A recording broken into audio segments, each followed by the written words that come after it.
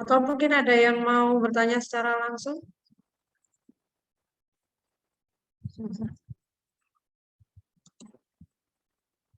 Oh, sudah bisa. Ya, sudah bisa. Tema kita kali ini adalah puasa sehat untuk penyintas autoimun. Tata caranya seperti biasa ya, dilarang untuk share screen selama acara berlangsung, kemudian mohon menjaga supaya tidak mengganggu suara yang masuk, seperti mohon maaf mic-nya di mute selama acara, kecuali kalau nanti kita persilakan untuk membuka. Kemudian untuk kolom pertanyaan, seperti biasa bisa disampaikan melalui chat. Selama acara berlangsung, nanti kita akan membahas satu persatu, kemudian akan diberikan juga kesempatan satu peserta untuk bertanya secara live. Next.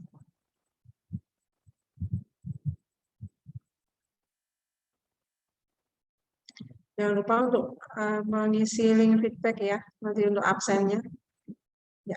Nanti kita akan share lagi linknya di grup maupun di share screen di sini.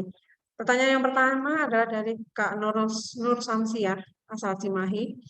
Beliau bertanya, untuk Ramadan tahun ini adalah Ramadan yang pertama buat beliau sebagai Odapus. Bagaimana sih tips puasa yang sehat bagi Odapus, dan apakah ada tips untuk menurunkan berat badan? Karena setelah menjadi Odapus, berat badannya menjadi naik 10 kg. Mengingat bahwa berat badan berlebih juga tidak bagus untuk Odapus. Kemudian apakah sudah ya, 2 pertanyaan ya ini ya, berarti dokter. 1, tips puasa sehat bagi Odapus. Kemudian yang kedua, apakah ada tips untuk menurunkan berat badan? Kepada Dr. Faisal, yang bisa memberikan jawaban. Oke, baik. Ya, assalamualaikum warahmatullahi wabarakatuh. Semoga suara saya jelas ya. Jelas, dokter. Ya, sebelumnya saya mengucapkan selamat puasa kepada teman-teman sekalian yang menjalankan ibadah puasa. Kembali lagi kita pada sesi kali ini ya, di mana sesi ini saya sampaikan sekali lagi. Walaupun setiap kali sesi saya sampaikan, tapi ya mesti diulang-ulang bahwa sesi ini adalah sesi diskusi, jadi tidak menggantikan sesi konsultasi teman-teman dengan DPL masing-masing. Kemudian yang kita sampaikan di sini sifatnya adalah edukasi, jadi bukan konsultasi. Jadi sebaiknya jika ingin membutuhkan konsultasi hal-hal yang spesifik, boleh langsung menjumpai DPL masing-masing ya. Jadi kita membantu untuk edukasi, membantu mencoba memahamkan teman-teman tentang masalah yang teman-teman hadapi, namun tetap sifatnya bukan sebagai konsultasi. Ya, langsung saja mungkin untuk Ibu Nur Samsia, apakah ada di tempat? Apakah ada di Zoom ini? Kalau Nur Samsia? Ada. Ada. Oke, baik Ibu. Nah, sebetulnya Odapus ya hanya lupus aja Bu, atau ada penyakit yang lain lagi selain lupus? SLE dengan IH dok, anemia hemolid. Oh, IHA ya. Nah, jadi sebetulnya kalau penyakit lupus sendiri sebetulnya tidak menimbulkan kenaikan berat badan ya biasanya ya. Kecuali misalnya ada penggunaan obat-obatan. Mungkin Ibu ada masih pakai metil ya? Masih dok, sekarang sudah turun asalnya 8 mg jadi 6 mg. 6 mg. 1 kali 1. Iya. Mungkin boleh tetap ditampilkan slide-nya, slide pertanyaannya.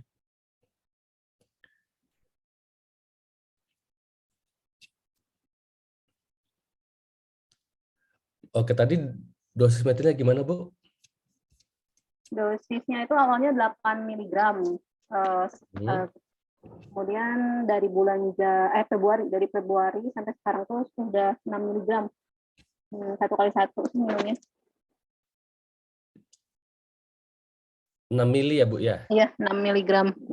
Oh, 6 mili. Nah, jadi mungkin bisa jadi ya kenaikan berat badannya bisa jadi akibat penggunaan obat-obatan. Ya, yang kedua, mungkin saya pengen tahu nih, apakah saat ini kondisi berat badan Ibu ideal atau tidak? Tinggi dengan beratnya gimana ya? Kalau dihitung sih enggak, ini dok udah melebihi. Melebihi ya. Jadi overweight. Ya, kalau melebihi sebetulnya lupus sendiri tidak menyebabkan kegemukan ya sebetulnya. Jadi kalau memang misalnya ada kegemukan bisa jadi akibat obat-obatan. Namun saya lihat mungkin obat-obatan yang ibu pakai juga dosisnya tidak begitu tinggi, walaupun masih mungkin juga menimbulkan efek samping kegemukan tadi. Yang kedua ya otomatis mungkin pola makannya mungkin meningkat ya. Coba diamati apakah belakangan makannya lebih banyak atau tidak, Bu? Kalau misalnya Baik jumlah maupun jenis makanannya. Kalau pas awal-awal keluar rumah sakit pas Ramadan tahun kemarin itu kan dirawat ya dok ya. Itu masih suspek anemia hemolitik. Ramadan tahun kemarin itu dirawat terus keluar dari rumah sakit itu memang nafsu makan meningkat banget itu. Dikit-dikit lapar. Kalau sekarang sih udah mending. Iya, bisa jadi di awal-awal mungkin kompensasi ketika pas dirawat mungkin diberikan obat-obatan ya, kemudian metabolismenya mungkin meningkat ya, sehingga nafsu makan juga meningkat. Nah, tapi nggak apa-apa ya, nanti sebaiknya bisa dikendalikan dengan diet atau pengaturan gizi. Jadi ibu jangan takut, bukan akibat lupusnya nih untuk obesitasnya ya. Untuk tips selanjutnya adalah mungkin jika kondisi lupusnya baik, mungkin metilnya bisa semakin lama semakin diturunkan dosisnya, bahkan dihentikan supaya meminimalkan efek sampingnya ya. Kemudian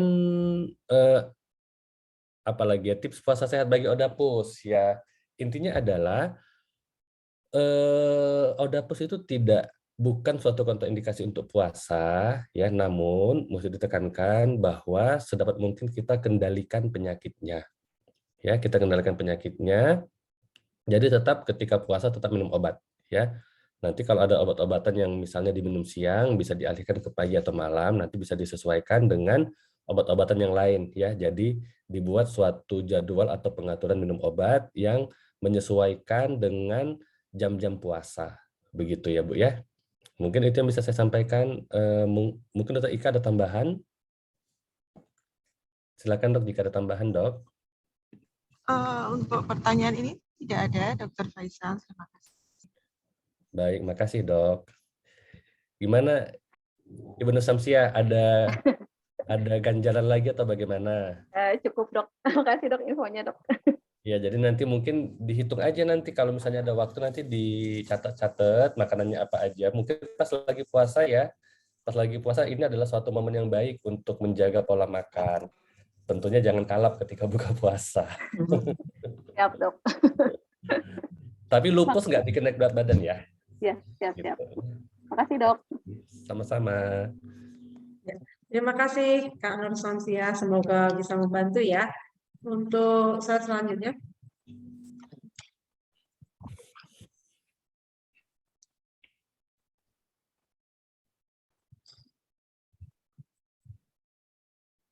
Ini dari Kak Herawati, Aceh. Assalamualaikum Dr. Faisal dan Dr. Ika. Izin bertanya bagaimana cara biar aman supaya perut tidak merasa nyeri lambung atau perih selama menjalankan ibadah puasa, dan bagaimana menjaga kondisi HB supaya tidak rendah, supaya kita tidak lemas ya selama menjalankan ibadah puasa. Untuk sekedar info, Mbak Hera ini keterlibatan darah gitu untuk lupusnya. Silakan Dr. Faisal atau mungkin Dr. Ika dulu yang mau menjawab. Dr. Ika monggo. Oke, terima kasih Mbak Yuli. Iya. Terima kasih pertanyaannya buat Mbak Herawati ya. Jadi ya memang mah atau ya dari ulu hati atau penyakit lambung itu kadang ya sering muncul pada saat kita kurang asupan makan. Boleh nggak puasa pun juga bisa kadang-kadang mah itu muncul. Nah, pada kondisi penyakit lambung atau sakit mah itu tentu saja kan ada dua faktor ya. Yang pertama mungkin penyakit lambungnya itu memang sudah ada sakit atau memang sudah kita sakit lambung atau sakit lambungnya itu justru muncul misalnya saat kita sudah sakit autoimun, kemudian mengkonsumsi obat-obatan. Karena penyakit lambung atau sakit mah itu kadang-kadang juga bisa akibat efek samping dari obat-obat yang kita konsumsi ya. Beberapa obat-obatan itu juga ada yang menyebabkan efek samping ke gastrointestinal atau lambung. Contohnya misalnya steroid dosis tinggi, kemudian obat oral atau sanditon atau siklosporin, kemudian obat misalnya seperti mifortik atau Gamifed atau Celsep, itu kadang-kadang sering menyebabkan nggak enak di lambung atau perih. Nah, tentu saja kalau misalnya ada obat-obatan yang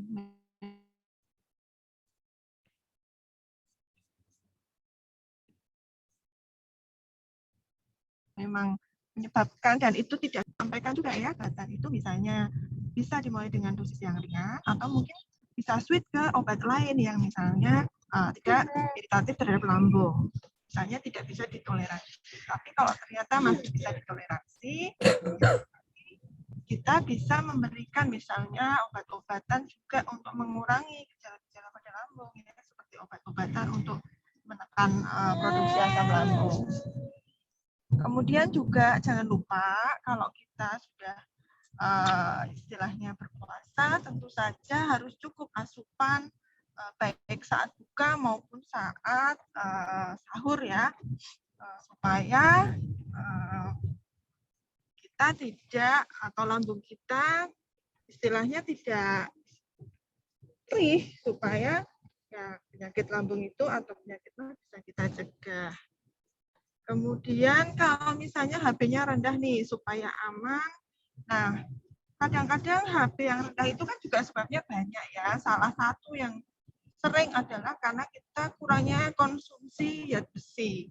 Nah, pada kasus-kasus yang kekurangan zat besi, maka asupan zat besi dari makanan harus kita tingkatkan. Biasanya makanan-makanan yang banyak mengandung zat besi itu contohnya misalnya daging, kemudian sayur-sayur hijau, buah-buah segar, gitu.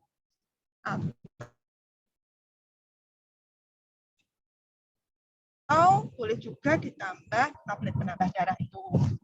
Berbeda dengan yang misalnya anemia, misalnya karena keterlibatan penyakit autoimun, misalnya anemia hemolitik ya.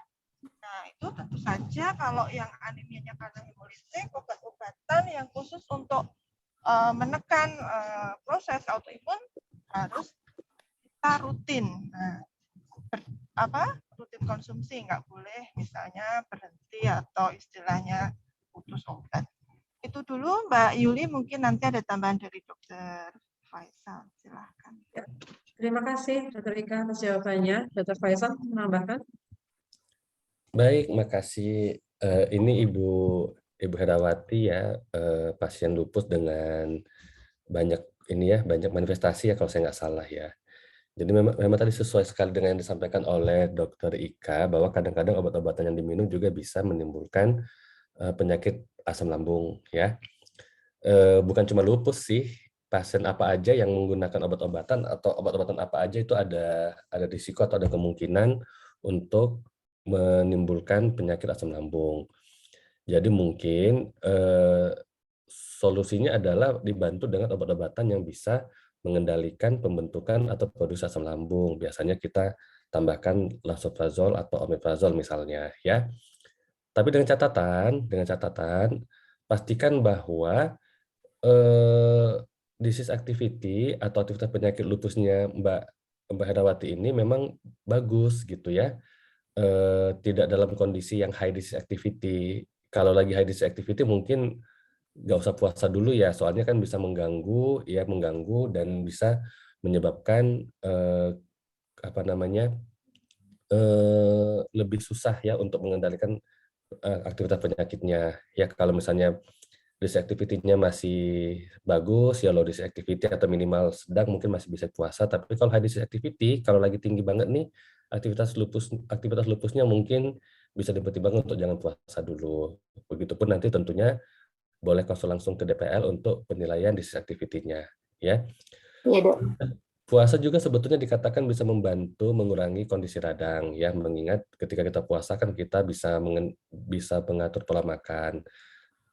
Tapi ya dengan catatan itu tadi, ya, dengan catatan bahwa penyakitnya itu sebaiknya tidak dalam kondisi high disease activity, ya.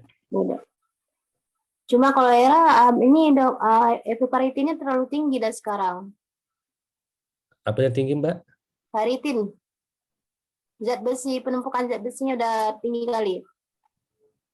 Ya jadi ya Mbak kan memang selalu transfusi ya kalau saya nggak salah ya. Iya. Ya itu efek itu sih. Nanti biasanya kalau memang ferritinnya tinggi sekali dan kemudian dilihat misalnya ada efek samping transfusi, nanti akan ada penambahan obat-obatan tuh yang bisa mengikat ya, mengikat zat-zat metabolik tadi, begitu ya. Iya, Dok. Tapi pada intinya ferritin yang tinggi itu bukan salah satu penilaian untuk aktivitas penyakit lupus ya. Begitu ya, Mbak. Oke, Mbak. Oke, Dok. Terima kasih ya, Dokter. Ya, sama-sama. Terima kasih Dr. Faisal dan Dr. Rika atas jawabannya. Semoga bisa membantu ya Kak Hera ya. Tapi ngomong-ngomong sudah mendapatkan izin DPL untuk tetap puasa atau belum ini Kak Hera? Udah, tapi Dokter Epa dan Dokter Marani kasih tahu kalau bisa puasanya diselang-selang aja. Oh gitu, ya. Ya. Ya, jadi jangan dipaksakan juga ya Mbak ya, jangan dipaksakan. Kalau memang nggak kuat, ya jangan. Ya soalnya sebetulnya pasien lupus kan yang aktivitas penyakitnya tinggi kan butuh asupan makanan yang stabil ya, juga asupan minuman ya, asupan cairan yang cukup begitu. Jadi kalau misalnya tidak kuat ya, menurut saya sih jangan dipaksakan untuk puasa ya. Iya, Bu ya. Terima kasih. Sama-sama. Ya, terima kasih. Selanjutnya dari Kak Septi Bengkulu, izin bertanya dokter, saya penyintas SLE, nefritis lupus dan vaskulitis, memiliki GERD dan MAC. Bagaimana caranya minum obat MAH yang tepat bagi penyintas autoimun supaya lambungnya tetap aman saat menjalankan ibadah puasa. Kemudian makanan apa yang boleh dan tidak boleh kita konsumsi selama saat puasa, mengingat ada penyakit dua tadi. Dan apakah boleh ketika berbuka puasa mengkonsumsi air kelapa muda, es teh manis, dan agar-agar? Silakan Dr. Faisal. Baik, ini spesifik sekali makanannya ya. Kalau saya putih aja ya, dan gula. Ya udah, yang ditanyakan tadi bagaimana cara minum obat MAH. Jadi sebetulnya teman-teman mesti tahu obat MAH atau obat lambung itu banyak macam dan banyak jenisnya. Ya, kita lihat sesuai dengan mekanismenya. Ada obat-obatan yang bisa mengurangi atau menghambat pembentukan zat asam lambung ya, misalnya lansoprazol atau omeprazol ya. Kemudian ada juga zat-zat obat yang bisa melindungi atau melapisi dinding lambung ya. Nah, biasanya obat-obatan lambung ini jangan diminum sekaligus. Maksudnya dipisah ya, dipisah. Jangan dipisah itu maksudnya bisa diminum sebelum makan ya, sebelum makan atau 1 atau 2 jam sesudah makan. Mengapa? Sebaiknya diminum pada saat lambung sedang kosong ya, sedang kosong atau sedang tidak penuh, tidak kenyang ya. Kenapa? Ya supaya bisa mengantisipasi pembentukan asam lambung dan bisa melindungi dinding lambung ketika makan. Begitu. Jadi kita kan tahu nih, ketika kita makan, maka lambung akan menghasilkan zat asam ya untuk membantu mencerna makanan. Nah, jadi kita meminum obat lambung biasanya sebelum makan supaya pembentukan asamnya bisa dikurangi, jangan terlalu banyak gitu. Sehingga ketika misalnya masuk makanan, maka lambung tidak menghasilkan zat asam yang sangat banyak begitu, sehingga tidak menimbulkan gangguan ya, membantu menghilangkan rasa sakit akibat produksi asam lambung yang berlebihan begitu. Jadi ya sebaiknya minum obat MAH-nya yaitu dipisah. Jadi bisa diminum sebelum makan sahur ya, atau kalau misalnya sahurnya mungkin jam 3 ya, mungkin minum obat lambungnya boleh diminum sebelum imsak, begitu. Begitu juga pada saat buka puasa, ya. Pada saat buka puasa, ya sebaiknya minum obat lambungnya juga jangan pada saat makan, begitu. Tentunya jika ada 1 atau 2 jenis obat lambung yang diminum, nanti disesuaikan dengan dosisnya. Ada yang misalnya kayak lansoprazol ya, itu kan diminum 1 atau 2 kali sehari ya. Itu boleh diminum pada saat pagi atau pada saat buka. Kemudian misalnya teman-teman minum obat lambung yang sirup ya, misalnya sukralfat ya, itu kan biasanya 3 kali ya.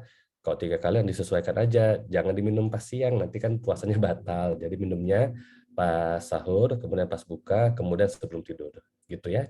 Jadi bisa dimodifikasi penggunaan obat-obatannya. Kemudian sebaiknya obat-obatan lambung ini ya jangan juga diminum barengan dengan obat-obatan yang lain, supaya tidak mengganggu metabolisme obat-obatan yang lain, begitu ya. Kemudian apakah bisa mengkonsumsi air kelapa muda, es teh manis, dan agar-agar ya sebetulnya sih bisa-bisa aja ya, sepanjang tidak mengandung zat-zat yang apa ya, yang sifatnya mungkin pemanis buatan, pengawet, bahan kimia yang mungkin jangankan yang lupus ya, kita yang sehat saja sebaiknya jangan makan yang itu gitu. Jadi kalau saya pribadi sih lebih bagus air putih aja ya kalau saya ya. Tapi kalau misalnya mau minum es kelapa muda misalnya boleh, tapi gulanya jangan terlalu banyak. Ya, jadi sebenarnya tidak ada pantangan untuk meminum misalnya es kelapa muda. Kalau es teh manis juga sebetulnya nggak begitu masalah ya. Yang penting kadar gulanya ya, jangan terlalu banyak. Kalau agar-agar juga nggak apa-apa sih ya. Kalau untuk penyintas lupus nggak masalah. Yang penting itu tadi pastikan bahwa pembuatannya higienis, kemudian tidak mengandung zat kimia, baik itu zat warna buatan yang bahaya ya, dan juga sebaiknya ya jangan kalap makannya ketika buka puasa ya, sesuatu yang dimakan berlebihan juga pasti tidak baik, begitu ya. Dr. Ika, apakah ada tambahan? Ya, terima kasih Mbak Yuli yang sudah disampaikan oleh Dr. Faisal ya. Jadi banyak sekali pertanyaan ya, nggak hanya pas puasa aja. Jadi kadang-kadang nggak puasa pun banyak sekali pertanyaan itu tentang makanan apa sih yang boleh untuk penderita autoimun gitu ya, apa yang nggak boleh, apa yang disarankan.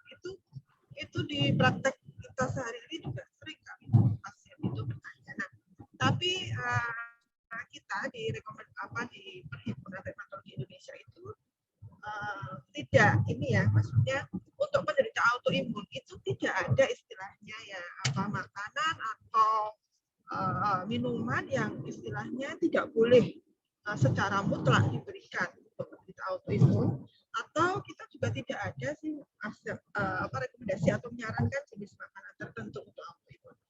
Karena pada prinsipnya kita penderita autoimun dan orang sehat pada umumnya sebenarnya sama.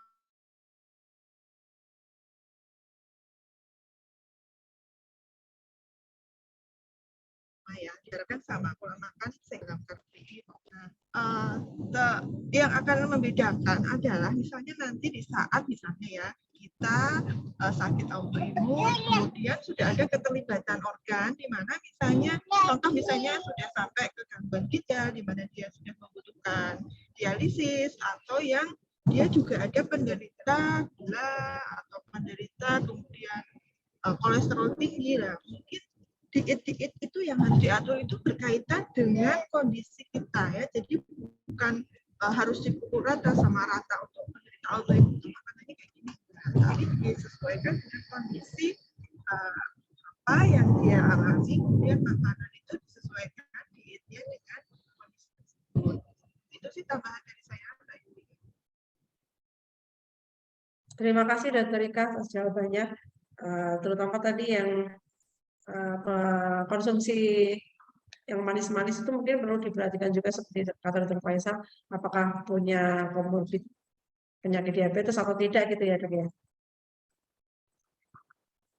Iya, jadi masing-masing kan berbeda ya. Ada yang sakit gula, ada yang juga tidak gitu. Kemudian ada juga yang sudah Nefritisnya mungkin masih yang nefritis hanya kebocoran ginjal misalnya, proteinuri, tapi ada juga mungkin yang nefritisnya sudah harus membutuhkan cuci darah misalnya. Nah, itulah yang mungkin harus concernnya dalam pengaturan dietnya. Ya. Terima kasih dokter atas jawabannya, semoga bisa membantu. Tadi ada yang bertanya tentang konsumsi air kelapa ya. Nah itu kalau misalnya dengan obat dokter, apakah ada interaksi ya? Ini dokter Faisal bisa menjawab.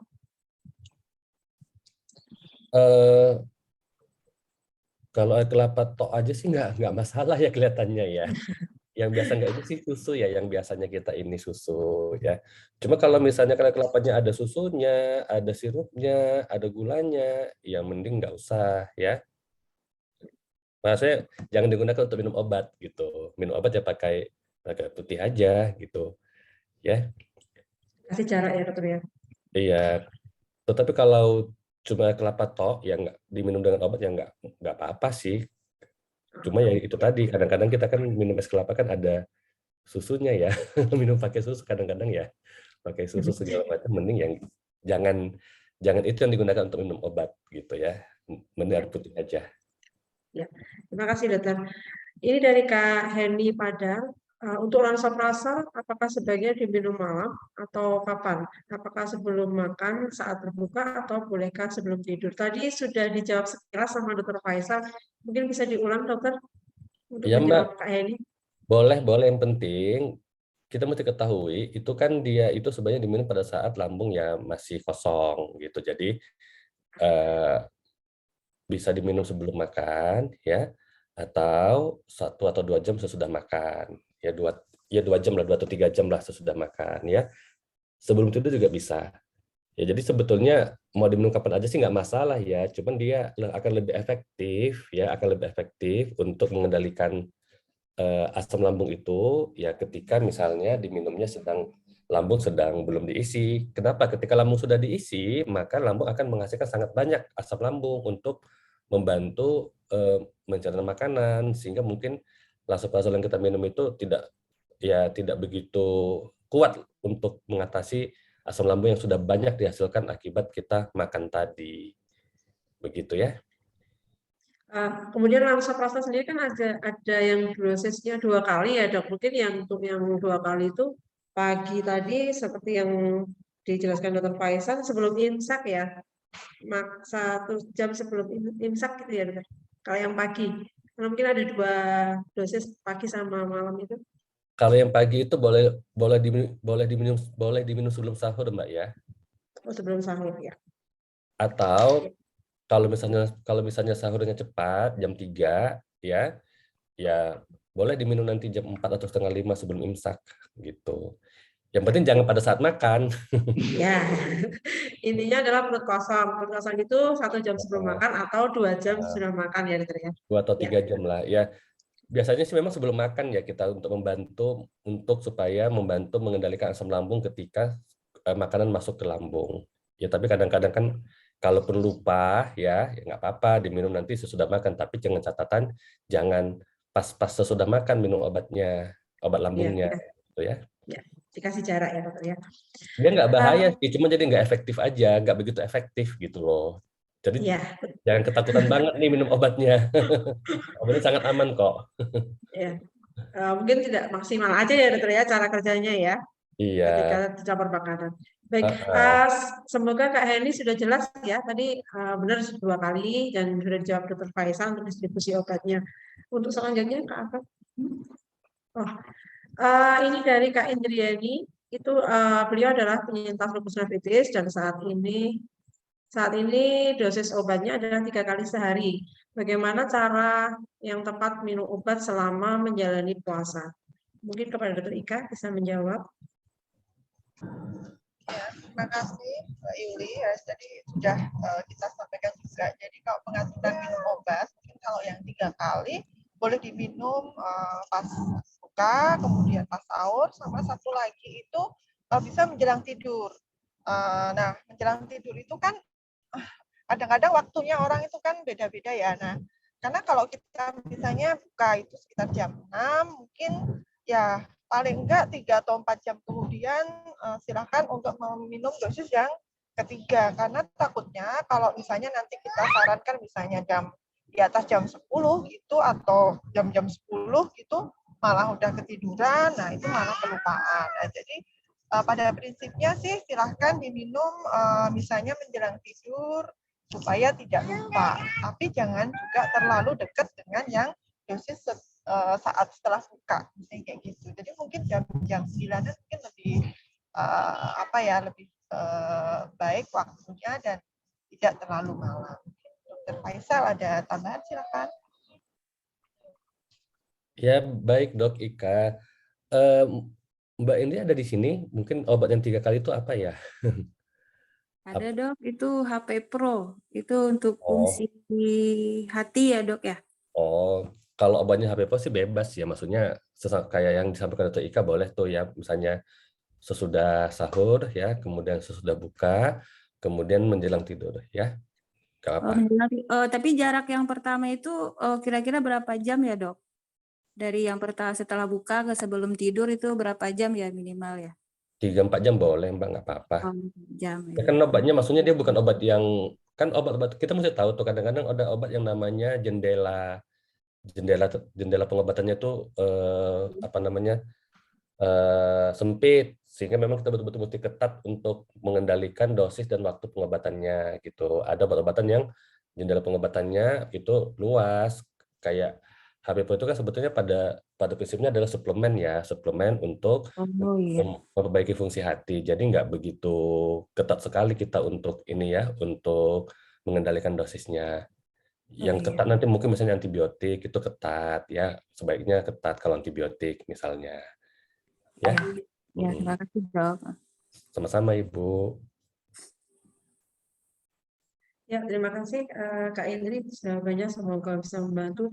Untuk teman-teman, karena mungkin kita sebagai penyintas autoimun ini obatnya kan banyak yang dikonsumsi ya, macam-macam seperti tadi Dr. Faisal bilang ada jendela masing-masing untuk interval waktunya. Jadi sebaiknya ketika kontrol bisa dikonsultasikan ya Dokter ya. Mungkin apakah ada perubahan jam terapi atau mungkin ada saran tertentu dari DPL masing-masing ya Dokter. Iya Mbak, biasanya kalau obat-obatan lupus yang DIMAT itu biasanya ya kayak yang kita sampaikan tadi, kalau yang 2 kali ya boleh tuh pada saat sahur dan pada saat buka. Kalau yang 3 kali pada saat sahur, buka, dan menjelang tidur ya. Mengingat memang sebetulnya pengobatannya ya mau nggak mau mesti disesuaikan ya, kan nggak mungkin juga diminum siang ya. Jadi itu adalah hal yang paling memungkinkan untuk kita lakukan gitu. Dan teman-teman jangan takut ya, jangan takut untuk puasa ya, dan obat-obatannya mudah-mudahan masih bisa selagi masih kita bisa sesuaikan minum obatnya, mudah-mudahan masih bisa mengendalikan aktivitas penyakit teman-teman gitu ya. Kecuali misalnya DPL mengatakan ini obatnya mesti diminum tepat waktu ya, sehingga nggak boleh puasa nih. Kayak tadi itu misalnya antibiotik ya. Misalnya butuh antibiotik yang mungkin ada jam-jamnya yang mesti digunakan.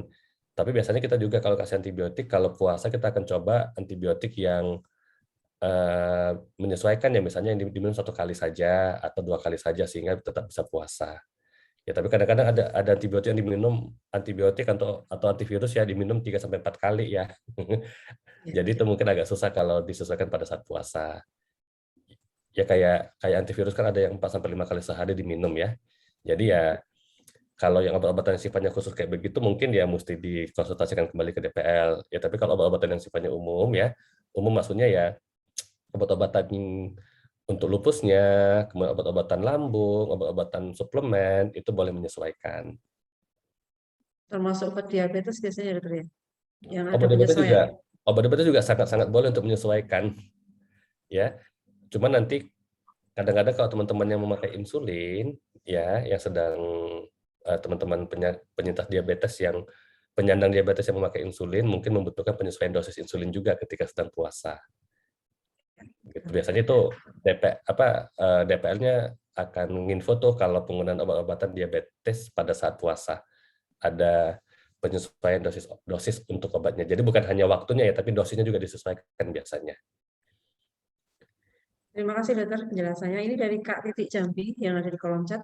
Ketika berbuka puasa biasanya kita minum atau makan makanan yang manis seperti tadi ada teh manis, kolak dan sebagainya.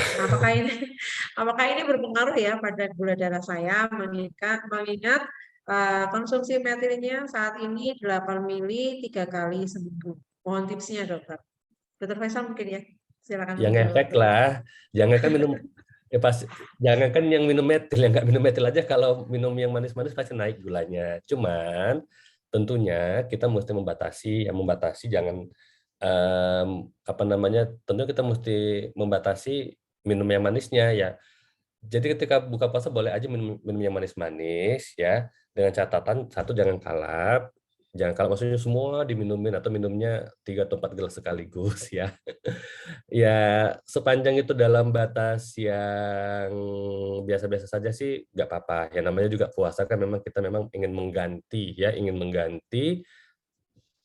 kebutuhan kalori kita yang mungkin ketika pagi atau siang tidak bisa kita cukupkan. Ya nggak masalah ya. Kalau memang misalnya pasiennya ada penyakit gula, ya itu tentunya dilihat apakah ada pengobatan atau tidak. Jadi biasanya kayak yang tadi kita sudah bahas, kalau untuk pasien penyandang diabetes itu akan ada penyesuaian dosis obat juga ketika sedang puasa. Kemudian untuk dosis metil yang 8 mili 3 kali seminggu itu sebetulnya cukup nggak begitu tinggi ya, jadi mungkin walaupun tetap ada risiko untuk peningkatan gula ya, tetapi mungkin risikonya tidak begitu tinggi. Dan kalau bisa sih nanti sedapat mungkin lebih diturunkan lagi dosisnya, begitu ya. Gitu, mungkin Mbak Titinya ada di sini. Ada dokter. Ada. Mohon izin dok, maksud menurunkan metilnya boleh kita turunkan sendiri? Ya jangan, nggak boleh. Itu mesti konsultasi dengan PPL. Ini saya bingung dok, kemarin itu saya terakhir 2 kali seminggu sudah 8 mg. Kemudian karena saya harus diberikan MTX karena ada keluhan sering kesakitan ya di beberapa tempat, jadi dikasih MTX, terus saya dikasih metil jadi 3 kali seminggu. Dampaknya sekarang gigi saya udah mulai patah-patah dok, udah mulai rapuh, walaupun saya udah minum Kafit D3-nya barengan sama minum metil. Nah itu jadi saya pikir kalau memang saya nggak lagi sakit, boleh nggak kalau nggak saya minum metilnya atau saya kurangin? Nggak usah 3 kali jadi 2 kali. Emang Ibu minum metil udah berapa lama ya? Saya jadi Odapus dari 2007 dok. Saat ini usia saya 54 tahun. 2007. Jadi obatnya selama ini hanya metil aja sebelum masuk MTX? Dulu saya dikasih metil, dikasih MTX juga. Lalu ada obat lain, saya udah lupa ya karena udah banyak banget. Dan ini sudah nyerang kemana-mana. Terakhir setelah usia saya di atas 50 ini, keluhan saya cuman kesakitan aja. Kesakitan sama sering sariawan, lidah saya sering luka, masalah pencernaan paling cuman seperti itu. Lalu sering pusing mendadak gitu ya, mungkin karena hal lain saya kurang paham, paling cuman itu gitu. Tapi saya karena mungkin kemarin terakhir waktu konsul di bulan Januari, saya diperiksa seperti itu, saya dikasih MTX-nya jadi 3 kali, dulu malah sempat tinggi banget sih. Dan saya juga sempat remisi dok, tahun 2020 kalau saya tidak salah, saya cuma makan metil 1 kali seminggu 4 mg. Nah justru itu sebetulnya kalau ya kondisi demisi itu bukan dengan metil ya Bu ya. Jadi maksudnya jangan menyalahkan metil yang 3 kali 8 mili ini, sebetulnya mungkin kondisi giginya yang keropos itu mungkin bisa jadi akibat pemakaian metil yang sudah lama. Selama setahun ini obatnya metil aja sebelum masuk MTX. Selama setahun ini deh yang kita ngomongin. Saya dikasih ini dok, kemarin dikasih valsartan. Karena tiap kali iya obat-obatnya tuh valsartan, terus dikasih metil, terus dikasih apa ya satu lagi kok saya lupa ya. Saya sempat juga dikasih furosemid sama, aduh, saya tuh sekarang cepet banget lupa dok, nggak tahu kenapa. Oke, Tapi baik. yang lebih terakhir ini tinggal metil sama valsartan ya, sama MTX. Valsartan dimakan jika tensi saya sudah di atas, kalau yang diminta oleh dokter kemarin, tidak boleh lebih dari 130/85. Baik. Jadi kadang-kala memang mendadak suka naik mendadak nih, nggak tahu kenapa dok. Paling tinggi 170 kemarin per 110 tanpa sebab. Iya, baik Bu. Maksud saya, yang saya tanyakan, sebelum masuk MTX, maksud Ya, MTX kan mulai bulan 1 kan? iya dari bulan 1. Jadi sebelumnya itu hanya metil aja dong ya, selama setahun ke belakang? Enggak. Metil dan valsartan dan ada satu lagi. Saya lupa karena udah nggak dimakan lagi. Iya, Saya lupa apa itu. iya, valsartannya kan untuk obat tensinya. Maksud saya untuk obat lupusnya hanya metil aja kalau gitu ya. Iya, cuman metil dok. Oke, baik. Jadi sebetulnya mungkin saya tekankan lagi kepada teman-teman, metil itu bukan obat utama untuk lupus. Ya, jadi kalau teman-teman sedang dalam kondisi remisi, bukan metil obatnya, ya. Jadi yang bisa membantu untuk mempertahankan kondisi remisi itu adalah obat-obatan yang kita sebut sebagai DMARD atau imunosupresan, ya.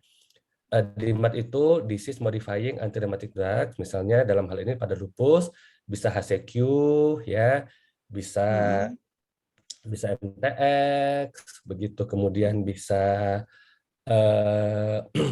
leflunomide, kemudian bisa mofetil, ya. Jadi kalau teman-teman hanya minum metil saja, itu memang bisa membantu mengendalikan gejala, tetapi tidak menghentikan atau mengendalikan aktivitas penyakitnya. Ya, jadi yang bisa saya simpulkan adalah kondisi ibu saat ini yang katanya giginya mudah patah-patah, bisa jadi memang adanya pengeroposan, ya, akibat salah satunya bisa akibat penggunaan metil jangka panjang, di mana ibu kan sudah kena lupus sejak tahun 2007. Yang kedua, metil itu ditingkatkan pada saat bulan 1 itu mungkin memang DPL-nya menilai ada peningkatan aktivitas penyakit sehingga ibu membutuhkan tata laksana yang lebih kuat, di mana ditambahkanlah MTX dan metil tadi, ya, di mana ditambahkanlah MTX dan dinaikkan dosis metil. Jadi sebaiknya memang dosis metil itu kita akan usahakan diturunkan, tapi bukan pasien yang melakukan penurunan dosis metilnya, melainkan dengan bimbingan atau dengan instruksi DPL-nya. Kadang-kadang saya suka tuh bilang ke pasien, ibu misalnya minum metilnya selama 2 minggu ini sekian dosisnya, 2 minggu kemudian dikurangi dosisnya. Kalau itu boleh, kan sudah ada bimbingan atau panduan atau tuntunan oleh DPL-nya. Tetapi kalau pasiennya yang menghentikan sendiri tanpa sepengetahuan DPL atau tanpa instruksi atau tanpa panduan, maka sebaiknya jangan, ya. Oh ya, iya dokter. Begitu. Untuk MTX itu tidak masalah dokter, seandainya saya makannya malam. MTX itu dosis ibu gimana saat ini minum MTX-nya, Bu?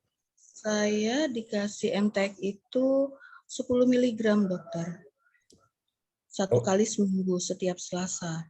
Jadi 4 tablet ya? Iya. Ada minum asam folat? Enggak dokter. Enggak ya? Enggak. Nah sebetulnya kalau MTX itu ya diminum 1 kali seminggu. Ya kemudian dia itu efek sampingnya itu bisa bikin mual ya, MTX. Iya, jadi biasanya kan kita kasih pas pagi ya, biasanya diminum pagi setelah biasanya kan diminum pagi, cuma pas puasa takutnya kalau minum pagi nanti pas siangnya mual, susah untuk puasa ya, jadi boleh diminum malam begitu ya.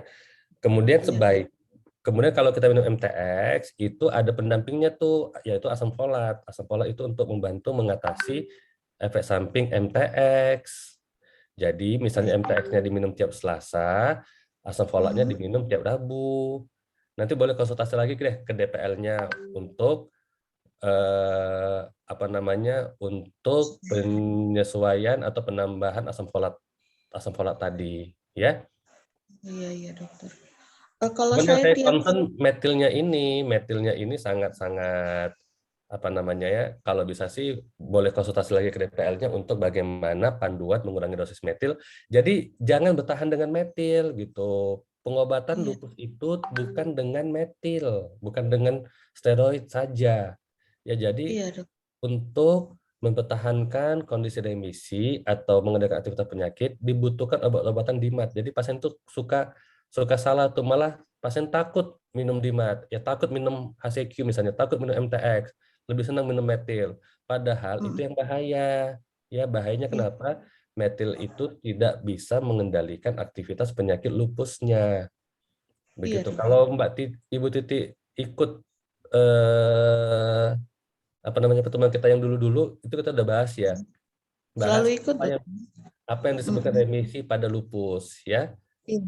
Iya. Remisi pada lupus itu malah kita tidak dengan metil gitu, tapi boleh dengan HCQ boleh gitu, tapi tidak dengan metil gitu loh. Jadi mungkin nanti bisa kita ulangi lagi ya mungkin topik itu ya mungkin ke depan supaya teman-teman mungkin yang belum sempat ikut atau sudah ikut lama tapi lupa bisa selalu kita refresh lagi pengetahuannya dan kesadarannya akan pengobatan lupusnya. Begitu ya mungkin yang saya sampaikan. Dok Ika mungkin ada tambahan, Dok Ika? Untuk pertanyaan ini tidak, sudah cukup banyak dibahas Dr. Faisal. Terima kasih. Terima kasih. Terima kasih Kak Titi atas pertanyaannya, Dr. Faisal dan Dr. Ika atas jawabannya. Kita ke Kak Sri Winingsih. Selamat siang dokter, saya Winnie dari Depok. Ini mohon sarannya karena baru tahun ini menjalankan ibadah puasa di bulan Ramadan dengan diagnosa AISS. Dr. Ika mungkin mau memberikan tanggapan?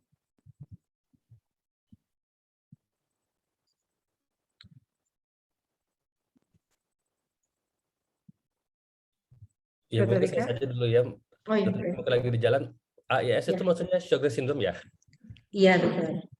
Oh, Mbaknya ada di sini nggak? Maksudnya yang mau kita kasih saran apa? Semangat.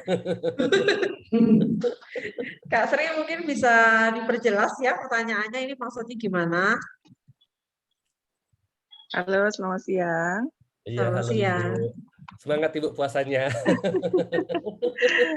Iya dok, mohon sarannya kalau untuk kalau saya ini kan menjalankan puasa ini, entah itu untuk bagusnya makanannya yang setelah berbuka puasa seperti apa harus dikurangin dengan yang manis-manis atau dengan yang jenis tepung-tepungan, itu maksudnya sarannya dok. Oke, baik. Intinya sih kita makan dengan gizi seimbang ya Ibu ya, makan dengan gizi seimbang. Jadi kalau Ibu penyakit autoimunnya adalah Sjogren syndrome itu tidak ada pantangan spesifik atau pantangan khusus ya untuk penyakit autoimunnya. Oh iya, iya. Kecuali kalau Ibu punya penyakit IBD ya atau celiac disease ya, yang mungkin lebih banyak pantangan makannya, atau ada penyakit lambung nih yang makan pedas, makan ini nggak bisa. Atau ada penyakit gula yang nggak bisa makan manis-manis. Ya, tapi kalau untuk penyakit Sjogren syndrome-nya saja itu tidak ada pantangan yang spesifik ya. Tapi gitu ya, dok, ya. mesti diketahui juga kadang-kadang ada yang namanya toleransi individu ya. Mbak juga mesti mencatat apakah ada makanan khusus yang ketika dimakan membuat badannya Ibu tidak enak. Dan itu biasanya beda-beda. Oh iya. Antara masing-masing pasien ya. Ada pasien yang misalnya mengeluhkan, "Dok, saya setelah makan makan apel misalnya sakit sendi saya kambuh," gitu. Ada pasien yang mengeluhkan, "Dok, setelah saya makan minum susu misalnya sakit ini saya kambuh," ya. Tapi nggak semua pasien kayak begitu. Nah, selama Ibu sebelum didiagnosis Sjogren syndrome ini apakah ada makanan yang mengakibatkan tubuhnya nggak enak? Selama ini nggak ada sih, dok. Nggak ada atau nggak kali ya. Mungkin nanti coba diamati kembali. Jadi itu beda dengan misalnya makanan yang menyebabkan alergi pada tubuh. Ya kalau alergi kan ada gatal-gatal, ada bentol-bentol. Ya tapi kalau misalnya makanan yang tadi saya bilang tidak cocok atau tidak tidak toleran pada pasien, itu biasanya manifestasinya misalnya badannya nggak enak, kemudian bisa sakit ya, sakit-sakit sendi atau pusing begitu ya. Oh iya, Dok. Iya, Dok. Tentunya jauhi makanan yang mengandung banyak penyedap atau pengawet atau zat-zat kimia. Itu kan sebetulnya suatu hal yang umum ya untuk kita semua, bukan hanya penyintas lupus saja. Jadi usahakan makan yang sehat dengan gizi seimbang ya. Nggak masalah Baik. jika makan yang manis-manis ketika saat buka puasa, asal jangan berlebihan. Tujuannya Iya, kan kita Dok. buka puasa untuk mengganti asupan kalori yang mungkin pada saat pagi atau siang ketika kita puasa tidak bisa kita dapatkan. Jadi kita ganti pada saat buka puasa. Baik. Begitu ya. Baik, Dok. Insya Allah bisa puasa kok, Bu. Mudah-mudahan ya. Alhamdulillah, amin. Ya. Amin, amin. Benar, Dok. Makasih ya, Dok. Sama-sama, Ibu. Dr. Ika ada yang mau ditambahkan, Dokter? Ya, terima kasih Kak Yuli ya. Ibu siapa tadi namanya ya? Ibu Sri Winingsih. Bu Sri ya, Ibu Sri tadi menderita Sjogren syndrome ya.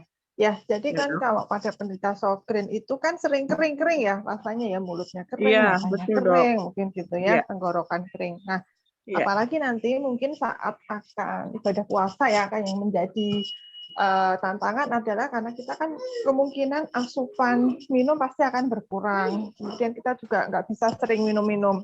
Nah, ini salah satu tips untuk apa istilahnya merangsang produksi kelenjar air ludah kita. Mungkin nanti kalau Ibu sudah berbuka sampai mungkin mau tidur, ini sering-sering mengunyah permen karet Ibu ya yang yang free sugar. Jadi ada tuh permen karet yang tidak ada gulanya atau tidak mengandung gula.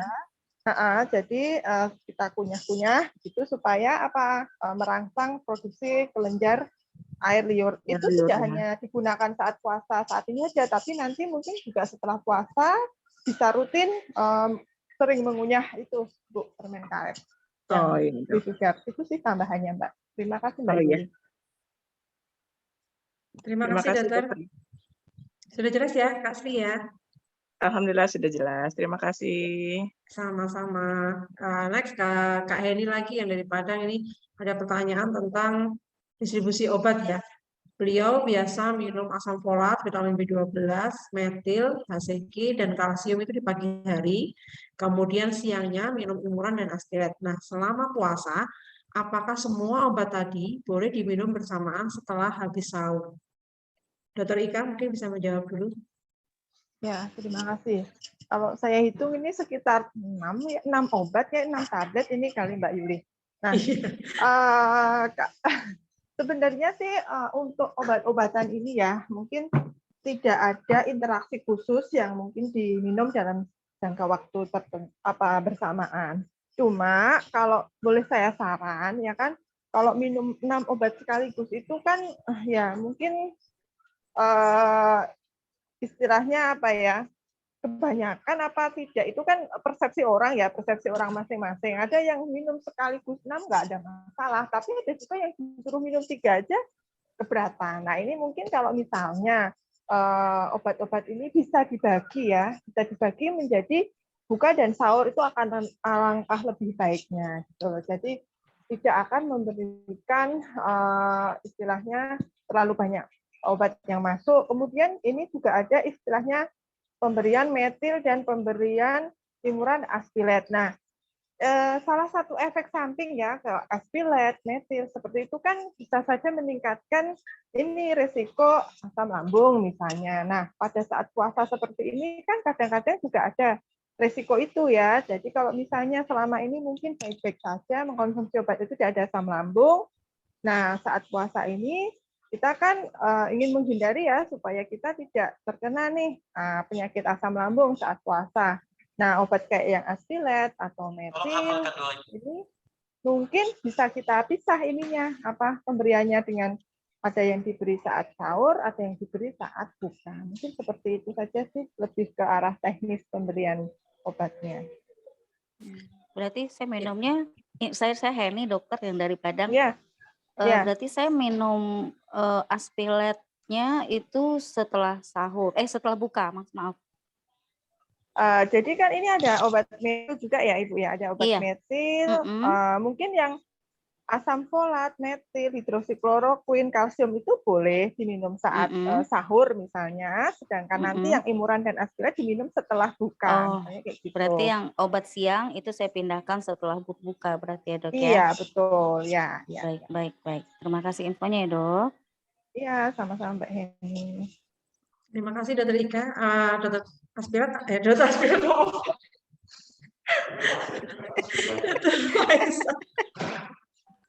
Ini Mbak Yuli nggak konsen ya kelihatannya Mbak Yuli ya. Ya udah, saya sangat setuju. Jadi dipisah aja. Jadi memang kalau misalnya mau dipisah, itu metil itu lebih bagus diminum pagi, ya.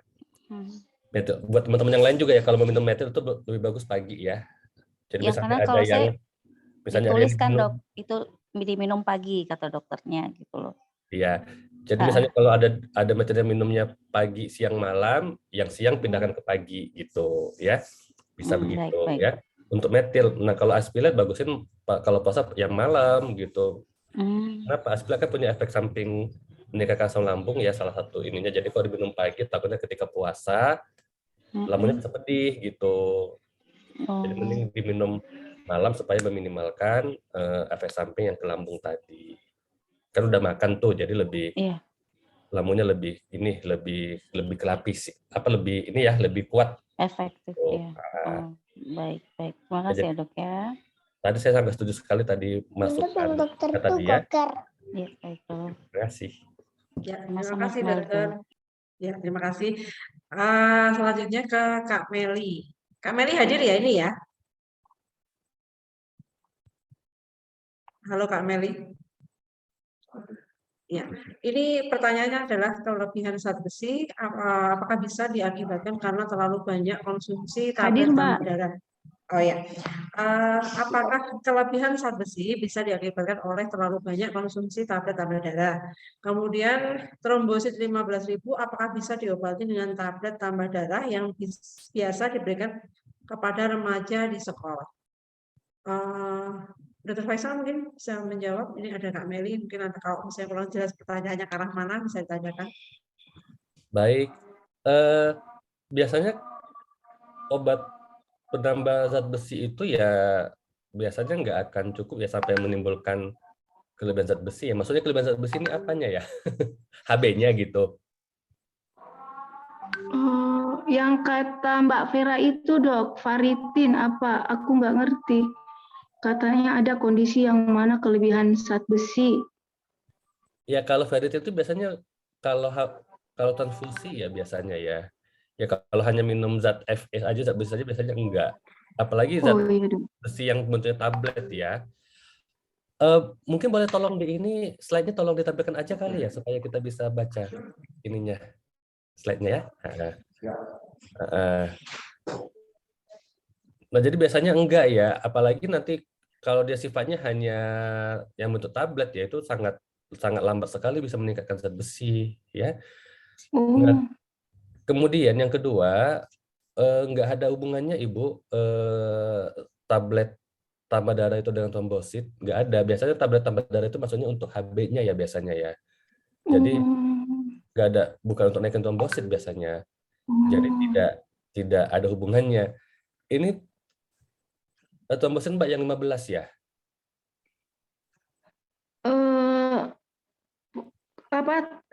Saudara sepupu juga autoimun Dok. Terus tapi dia menyerang darah. Terus dia dia nggak bisa minum Sandimun karena kan Sandimun nggak di cover BPJS. Jadi dia selalu minta disediakan tablet tambah darah yang gratis itu, yang dari puskesmas itu. Oh, nggak ada hubungannya. Waduh, bahaya nih. Nah, jadi kalau memang gangguan pembentukan zat darahnya ini akibat autoimun, ya mau nggak mau mesti minum obat yang bisa mengendalikan kondisi penyakitnya, Ibu, gitu. Oh iya Dok. Iya dong, masa yang hilang si A, yang ditambahkan si B kan nggak nyambung, ya? Oh iya Dok. Iya Dok. Soalnya ini trombosit begini bahaya ya kan, rendah banget. Jadi biasanya kalau misalnya dengan trombosit 15.000, kemudian ada bleeding itu misalnya mimisan, BAB hitam, ada perdarahan gusi, itu sudah salah satu indikasi untuk transfusi trombosit. Jadi mesti waspada ya. Iya dok. Kalau Ibu Meli ada apakah penyintas autoimun Kalau juga? saya autoimun, iya saya autoimun dok. September 2021 minum hidroksikloroquine sampai sekarang. Cuman keluhannya yang sekarang itu ada miom. Miom 2,5. Kata dokter Objin belum bisa dioperasi. 2,5 cm kecil gitu maksudnya ya? Iya dok, 2,5 dok. Udah, untuk miom diikuti advis spesialis objinnya aja ya. Ya tapi yang jelas untuk sepupunya Mbak ini, yang sepupunya Ibu Meli ini ya mohon ditekankan supaya minta pasiennya konsultasi dengan baik dengan DPL-nya ya. Kayaknya kalau dia ke rumah sakit tipe A bisa dia dapat di BPJS ya. Di puskesmas yang nggak ada dong imurannya kan. Maksudnya kok ini banget gitu loh. Di BPJS itu sangat baik sekali untuk kita ya. Dia bisa banyak sekali obat yang ditanggungnya, tapi memang ada mekanisme yang mesti diikuti. Jadi kayak kalau di rumah sakit tipe A itu memang BPJS-nya lengkap ya, mau dapat apa aja yang dibutuhkan biasanya lengkap, biasanya dapat gitu ya. Mungkin ada obat-obatan suplemen atau apa yang nggak dapat, tapi kalau obat-obatan esensial dapat tuh biasanya kalau di rumah sakit tipe A. Ya, ini sepupunya Mbak biasanya di mana? Di puskesmas ya? Tidak konsul lagi dok, dia tidak mau. Saya sudah sarankan masuk reli, tapi dia tetap ini mungkin karena faktor ini. Terus dia juga tidak konsul sama dokter. Dokternya cuma selalu minta dikasihkan itu, dicarikan tablet tambah darah itu. Nggak ada hubungannya dengan Eli juga loh Bu. Karena Eli kan bukan pengobatan. Jangan masuk minta pasiennya untuk ke rumah sakit deh. Ini bahaya nih. Trombosit sekecil ini itu bahaya. Kenapa? Kalau dia bleeding nanti susah membeku. Jadi bisa menimbulkan komplikasi yang lebih hebat nih, ya? Iya, dok. Ya mungkin pesan kami mungkin tolong dipantau sepupunya, kemudian minta supaya konsultasi ke spesialis penyakit dalam ya. Kalau misalnya nggak ada rheumatologis nggak apa-apa, spesialis penyakit dalam juga boleh di rumah sakit tipe A kalau boleh, ya, supaya mendapatkan pengobatan yang adekuat. Begitu ya? Ya dok, makasih dok. Makasih. Ya, sudah jelas ya Kak Meli. Juga meneliti pesan sepupunya tadi, kalau di tipe A memang sandimunnya itu tercover, jadi nggak ada alasan untuk tidak mau minum sandimun karena alasan biaya ya dokter ya. Ini di mana? Sepupunya di mana Mbak? Makassar juga? Sama, di Pangkep juga Mbak.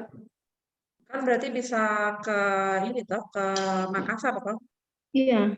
Iya, kalau di sana sandimun bisa bisa di cover. Jadi seperti tadi Dr. Faisal bilang kan kalau cuma tablet tambah darah, apalagi yang kayak di puskesmas itu kan kecil sekali ya dokter ya, begitu nggak ada efek apa-apa untuk itu.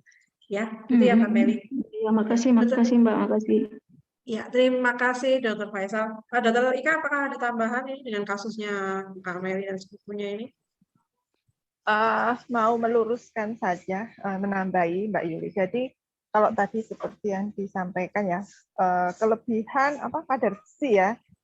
Kalau kelebihan kadar besi itu atau yang orang awam mungkin tadi ya sampaikan kelebihan ferritin ya tadi kan ya, kelebihan ferritin. Nah, ya jadi ferritin itu ya memang dia salah satu komponen kalau kita memeriksa besi ya, tapi itu ferritin itu tidak atau bukan karena efek kita penambahan zat besi. Ferritin itu kadang-kadang muncul atau naik itu kan satu tadi sudah disampaikan Dr. Faisal itu karena mungkin sering transfusi berulang ya. Kemudian yang kedua juga kadang-kadang justru penyakit-penyakit atau autoimun atau istilahnya penyakit radang ya yang atau inflamasi itu juga bisa loh menaikkan ferritin. Nah, jadi nanti kita harus evaluasi apakah ferritin pada tubuh kita yang tinggi ini efek apa, misalnya apa efek transfusi, atau di dalam tubuh kita ada infeksi, atau misalnya ada peradangan atau proses autoimun yang lain ya. Gitu. Itu yang kalau misalnya tadi Pak Garidin yang menanyakan. Supaya semuanya juga paham ya, cuma Mbak yang dari Terima kasih, Dok. Ya, kasih. Terima kasih banyak Dr. Ika. Lanjut ke chat ya, ini ada Kak Nur Samsiah lagi yang bertanya tentang distribusi obat. Beliau minum imuran, metil, asam folat, kalsium, dan sempat minumnya biasanya berbarengan. Kemudian tadi kok mendengar bahwa konsumsi imurannya harus dipisah. Emang tadi kita ngomong imuran dipisah ya, Dokter? Dipisah maksudnya untuk puasa ya supaya nggak ini tidak tidak meningkatkan risiko asam lambungnya gitu loh. Kan kalau minum sekali banyak kan bisa ini ya. Oh. Tergantung ketahanan pasien juga. Ada pasien yang minum obat sekali 4, sekali 5 tuh aman-aman aja. Ada yang minum obat sekali 5 langsung oleng. Oh gitu. Kalau Samsia apakah sudah jelas penjelasan Dr. Faisal ya? Esensinya kenapa imuran kita sarankan terpisah tadi karena untuk menjaga ini saja. Kalau misalnya bareng-bareng minumnya terlalu banyak mungkin ada kurang nyaman gitu ya, Dokter? Iya, tadi kan pasien yang tadi nanya kan memang dia misah ya, kan imurannya kan diminum siang kan. Kemudian mau ditanya apakah bisa diminum pagi semuanya sekaligus. Sedangkan kalau pagi semua sekaligus dia jadi total minum 6 obat gitu. Pasien yang tadi kan jadi kita sarankan dipisah supaya nggak terlalu banyak saat diminum gitu. Oh iya, Dok. Udah jelas ya, Kak Nur? Ya, jelas, Dok. Iya, oke. Sekarang ke chat ada yang ini lagi Kak, atau ke ini? Masih ada slide? Habis ya? Sekarang diberikan kesempatan kepada teman-teman yang mau bertanya secara live karena yang lewat chat dan Jabrika kita sudah habis kita bacakan semua. Sebelum kita ke kuis, silakan kalau ada yang mau bertanya secara langsung kepada kedua narasumber, raise hand ya. Ada yang mau bertanya?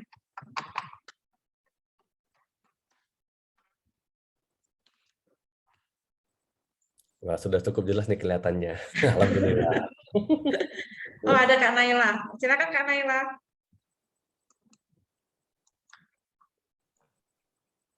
Terima kasih Kak Yuli atas kesempatannya. Selamat siang Dok. Mohon maaf saya Naila. Saya menderita SLE dan Sjogren. Dan saya ada tambahan, saya itu memiliki GERD dan masalah pencernaan. Sehingga sudah 2 tahun yang lalu saya memang tidak bisa mengikuti puasa karena memang waktu tahun kemarin saya positif bakteri pylori Podarulohnya sehingga ada pengobatan yang harus antibiotik yang harus tepat sehingga tidak bisa mengikuti. Nah pada tahun Ramadan ini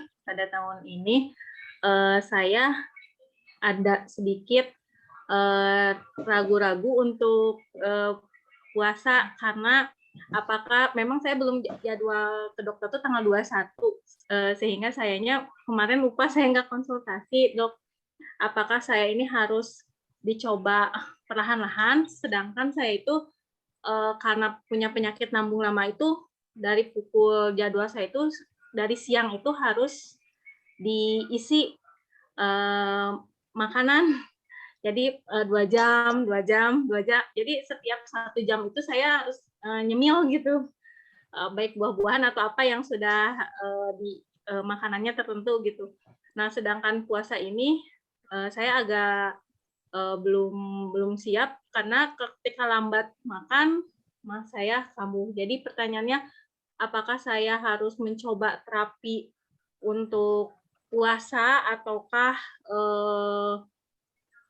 saya lebih baik belum dulu puasa karena dulu pernah dicoba juga saya puasa tiba-tiba tangan kanan saya ujug-ujug kebas karena dari mah jadi kalau awalnya dari mah itu saya triggernya dari mah itu jadi kesana sini migrain dan lain sebagainya jadi kalau udah kambuh satu semuanya tuh terpicu kambuh dok.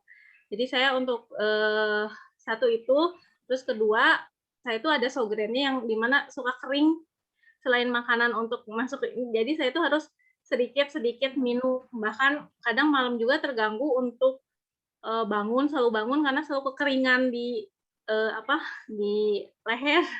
Jadi sering minum. Nah, apalagi ini siang dalam keadaan puasa ini seperti apa? Terima kasih Dok, mohon masukannya dan arahannya. Kak dulu, oke, silakan. Ya, terima kasih Mbak Yuli. Saya sudah sampai di rumah ini, mungkin semoga sinyalnya tidak putus nyambung lagi ya. Ya ini tadi sama dengan penderita Sjogren ya. Jadi ada dua hal ya. Yang satu penderita Sjogren dan yang kedua adalah MAH ya. Dan tadi penderita MAH-nya ini sampai ke ada infeksi Helicobacter. Nah, memang infeksi Helicobacter ini kan menjadi salah satu penyebab MAH kronik ya di Indonesia ya. Kemudian bahkan bisa sampai ke ini luka lambung. Jadi lambungnya bisa sampai luka karena ada infeksi Helicobacter pylori. Jadi berbeda dengan mungkin MAH yang biasa. Nah, ini akan menjadi concern untuk tadi Mbak siapa tadi ya? Mbak Naila, Dok. Naila ya, Mbak Naila ya, karena dengan adanya infeksi Helicobacter pylori itu berarti dulu sudah pernah endoskopi ya Mbak? Apakah atau tes teropong lambung atau tes tiup tahunya Helicobacter pylori? Saya dari darah, pertama tes dari feses. Dari feses itu negatif, tapi kalau darah itu positif. Oh ya. Ya, memang ada beberapa pemeriksaan untuk Helicobacter pylori ya. Mungkin kalau misalnya sudah positif ya, biasanya kan ada antibiotik dalam jangka lama gitu ya, sama obat lambung ya. Nah, kalau memang Mbak Naila itu pengen mencoba ya, tidak ada salahnya. Tetapi tentu saja nanti harus dikembalikan kepada kemampuan. Bagaimana tubuh Mbak Naila itu merespon kondisi atau perubahan-perubahan selama puasa. Dalam hal ini adalah satu, kan pasti kalau kita tidak ada makanan atau tidak ada cukup makanan, asam lambung juga bisa menyebabkan nyeri atau menyebabkan gangguan. Yang kedua juga tadi terkait dengan Sjogrennya, bagaimana Pak? Sejak puasa aja kan sudah sering-sering harus minum ya, apalagi ini nanti kalau puasa. Nah, itu juga harus dikembalikan lagi ke kondisi pasien. Karena kalau kita memperhatikan ya, kondisi pasien itu kan kalau yang diperbolehkan puasa itu pada kondisi penyakit yang aktivitasnya ringan. Tetapi pada kondisi aktivitas penyakit yang sedang atau berat, nah puasa itu dipertimbangkan apakah tidak usah dilakukan, misalnya seperti itu. Nanti mungkin bisa mengganti dengan mungkin saat nanti sembuh bisa mengganti puasa di hari lain atau mengganti dengan fidyah ya istilahnya kalau dalam agama Islam kita ya. Nah, kemudian untuk tadi sudah saya sampaikan tips untuk mengurangi kekeringan pada mulut. Tadi saya selain minum juga mengunyah ya, karena dengan mengunyah kita itu kelenjar air ludahnya nanti akan diproduksi lebih banyak. Jadi mengunyah permen karet yang tentunya saja itu tadi zero sugar, jadi tidak meningkatkan gula darah. Mungkin itu tambahan dari saya. Silahkan mungkin ada tambahan dari Dr. Faisal. Terima kasih. Dr. Faisal ada tambahan? Baik, makasih Dok Ika. Jadi sebetulnya masalahnya Ibu Naila ini lebih ke masalah lambungnya ya, bukan ke autoimunnya ya sebetulnya. Memang susah sih, setahu saya memang kalau autoimun penyakit lambung gastritis itu ya memang susah kalau mau puasa. Saya apalagi sudah sempat dicoba tahun lalu ya, tapi tidak kuat. Cuma saya pengen tahu apakah sudah ada endoskopi ya, Ibu Naila? Endoskopi itu yang kayak kata Dr. Ika tadi di teropong lambung, apakah sudah ada? Iya, belum Dok, karena waktu tahun kemarin setelah darah bakteri pylori, tata laksana untuk antibiotik itu sudah dilaksanakan dan rutinitas obat mahnya terus dimakan, begitu pula pola makan. Nah, alhamdulillah membaik, tapi kuncinya itu dok, saya itu harus selalu isi lambung ya. Iya dok, tanpa mau lapar atau enggak diisi gitu dok. Iya sih, kalau memang demikian memang sulit ya, apalagi memang sudah ada bukti bahwa memang ada gangguan pada lambung. Mungkin kalau bulan puasa ini belum kuat ya nggak usah dulu dipaksakan. Ke depan mungkin ya kami sarankan mungkin bisa ditanyakan apakah dibutuhkan untuk endoskopi untuk melihat tadi apakah ada tukak atau tidak. Biasanya kalau tidak ada tukak nanti pelan-pelan bisa tuh diusahakan untuk mencoba puasa. Ya tapi kalau misalnya sudah ada tukak lambung, tukak itu maksudnya dinding dalam lambungnya itu luka, lecet atau luka. Ya itu memang kalau sudah ada tukak lambung memang agak sulit untuk puasa, mengingat nanti kalau tidak pola makannya tidak sesuai, nanti itu sangat risiko tinggi untuk kambuh sakit lambungnya, begitu ya. Mungkin ya itu tadi, saat ini jangan dipaksakan untuk puasa dulu, kemudian coba ditanyakan, didiskusikan apakah butuh atau butuh untuk dilakukan endoskopi untuk melihat apakah sudah ada luka di lambung atau tidak. Kalau tidak ada atau belum ada lukanya, mudah-mudahan bisa dicoba pelan-pelan ya ke depannya untuk latihan puasa atau latihan pola makan untuk bisa puasa. Tapi kalau ada tukanya ya mungkin tukanya diselesaikan dulu. Gitu ya. Baik dok, terima kasih banyak dok. Terima kasih Dr. Faisal, Dr. Ika. Semangat ya Kak Naila. Semoga bisa segera teratasi dan bisa mulai puasa.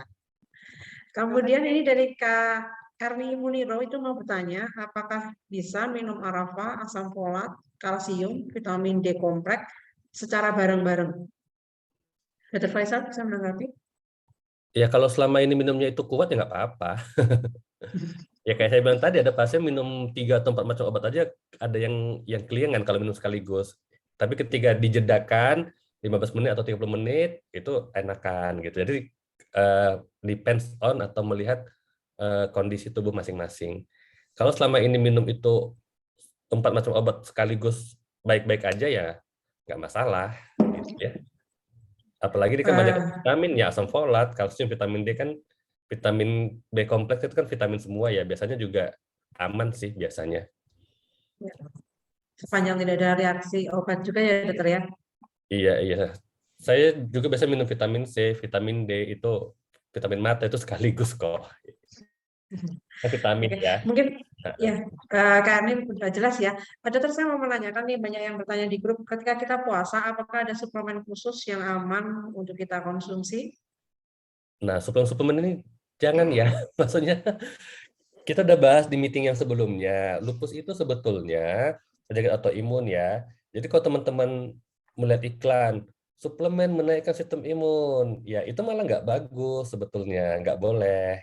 Ya kecuali kalau misalnya suplemennya itu emang ada indikasi khusus. Ya kenapa? Ya kalau kita minum suplemen yang mengklaim meningkatkan sistem imun, malah itu kontradiktif dengan penyakit teman-teman, di mana sebetulnya teman-teman saat ini sistem imunnya memang aktif sekali, sehingga kita tekan dengan obat-obatan supaya bisa mengendalikan penyakitnya.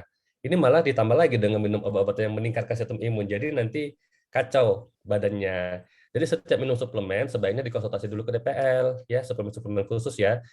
Tapi kalau suplemen umum kayak vitamin D itu kan memang sudah tahu semua ya, pasien lupus memang membutuhkan vitamin D gitu.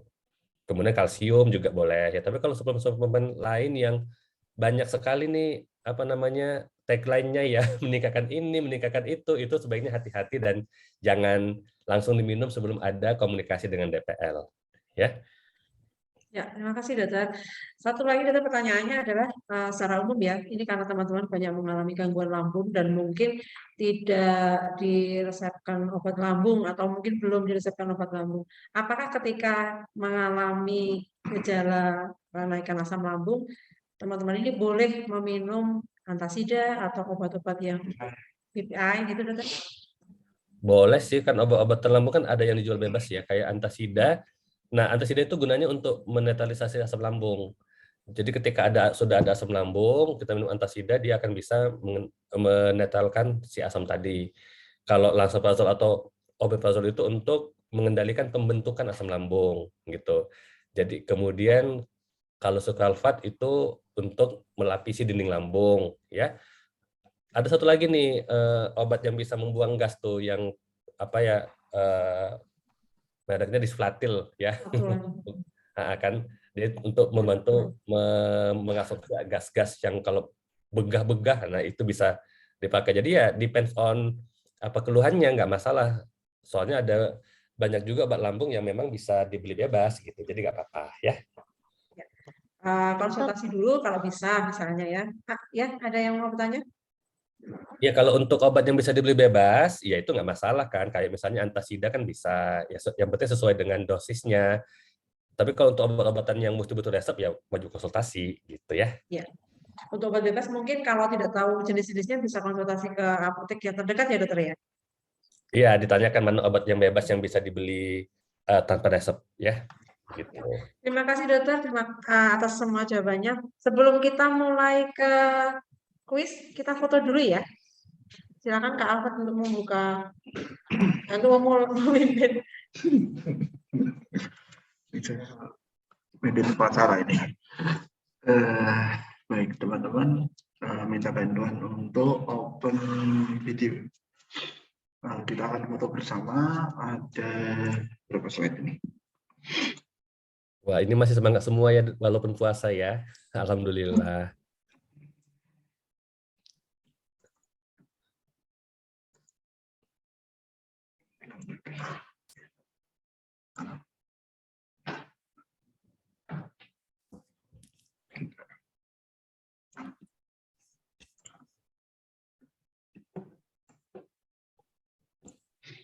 Ini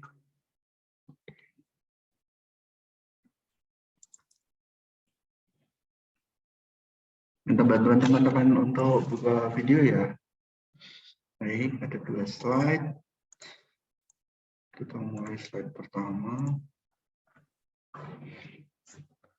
1, 2, 3.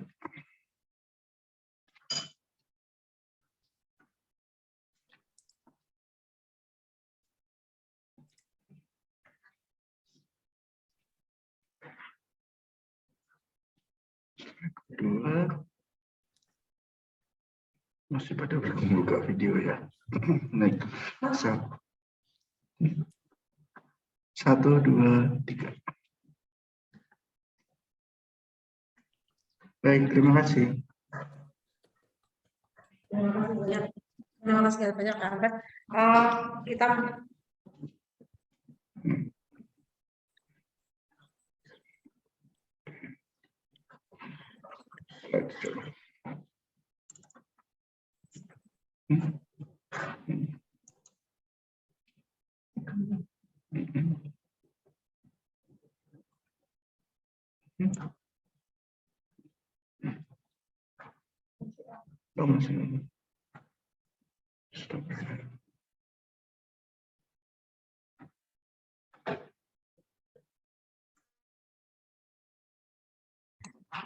Kita masuk ke kuis ya teman-teman ya. Sudah siap ya?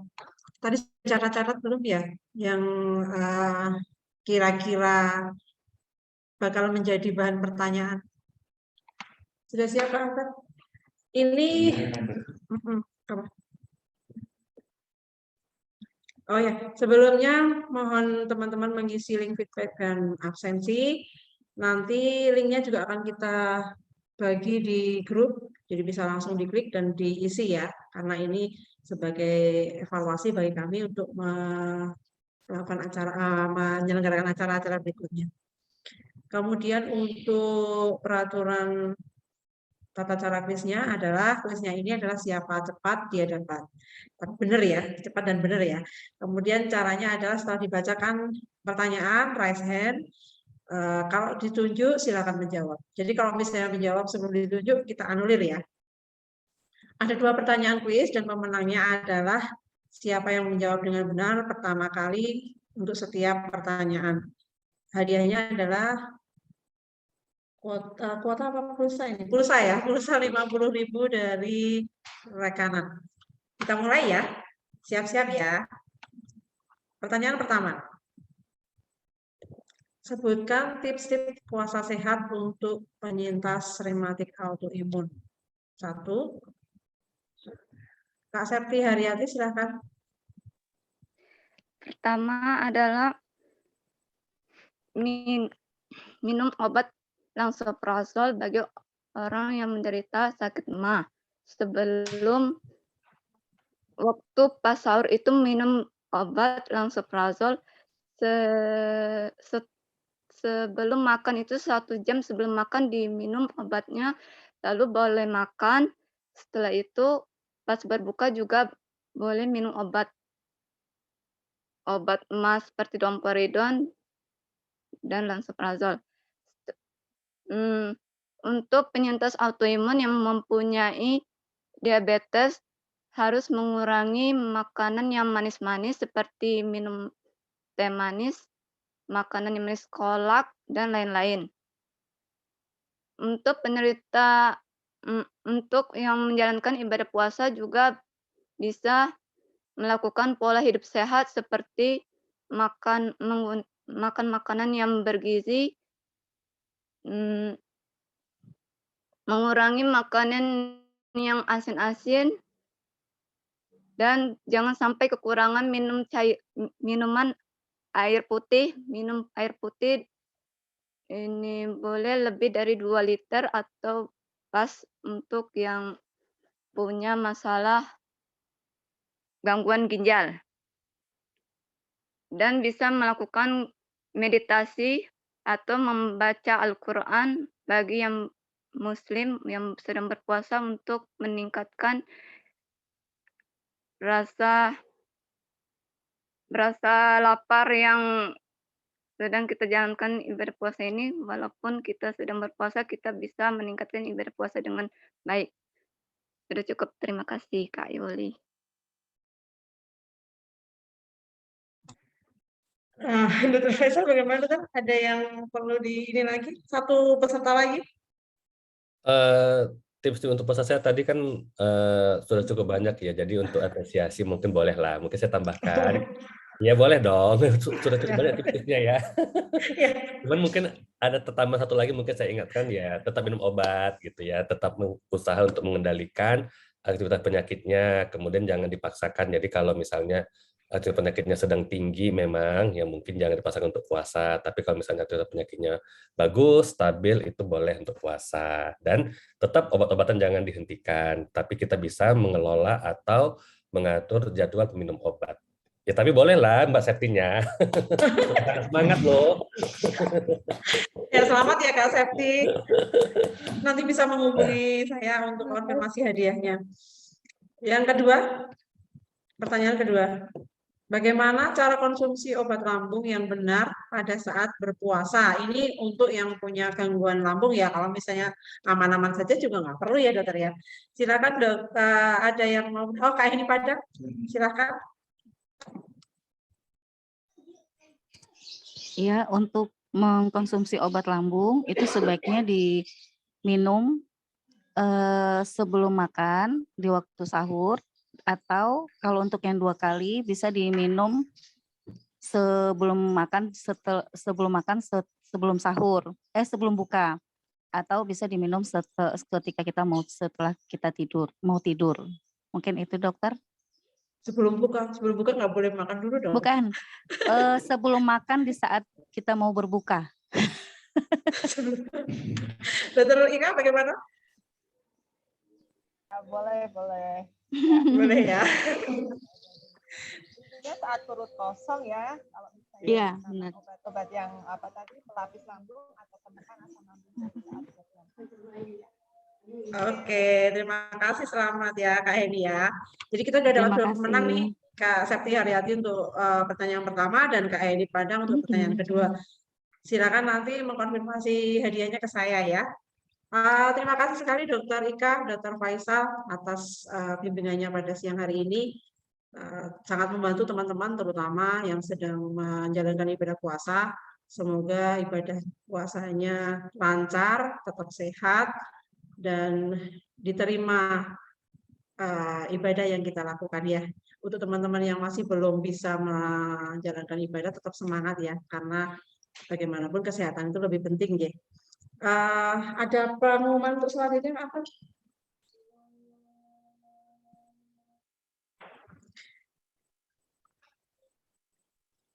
Acara rally yang selanjutnya adalah besok tanggal 9 April, hari Sabtu ya, jam 2 siang sampai jam 4:10 bersama Dr. Ana Ariana dan Dr. Suryo Anggoro serta Dr. Eka Laksmi Hidayati. Untuk link registrasi sudah dibuka ya? Sudah dibuka, jadi teman-teman bisa mulai mendaftar. Ini masih tentang kesehatan ginjal anak. Brain fog. Nah, ini banyak sekali yang teman-teman mengeluhkan brain fog ya. Apa sih sebenarnya itu dan bagaimana besok kita sama-sama belajar pada hari Sabtu itu ya. Dan neuropsikiatrik pada lupus. Kemudian ada lagi.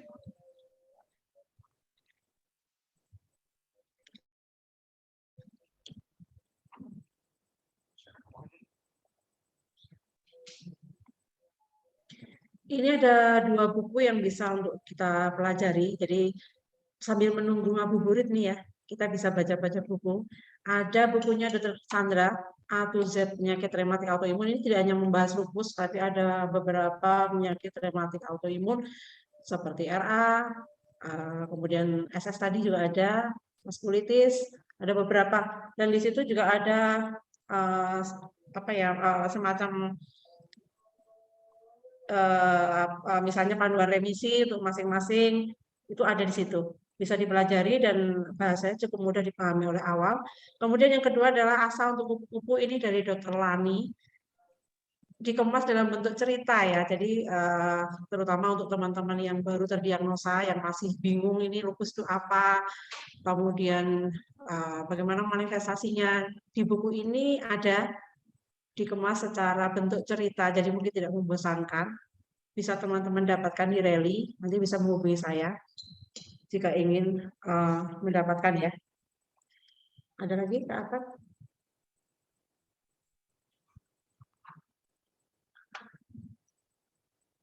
Sudah. Ya. Baik teman-teman, sudah berakhir acaranya pada siang hari ini. Terima kasih sekali atas respon teman-teman, atas partisipasinya. Sudah meluangkan waktu di sela-sela ibadah puasanya. Semoga lancar-lancar jaya sampai nanti, sampai Lebaran nanti ya. Terima kasih Dr. Faisal atas waktunya. Dr. Ika atas waktunya, terima kasih sekali. Terima kasih semuanya, makasih Dok Ika, makasih teman-teman yang lain. Ya, kita akhiri ya teman-teman ya. Sampai jumpa di acara selanjutnya. Terima kasih. Terima kasih. Terima kasih. Terima kasih Bu. Terima kasih Bang.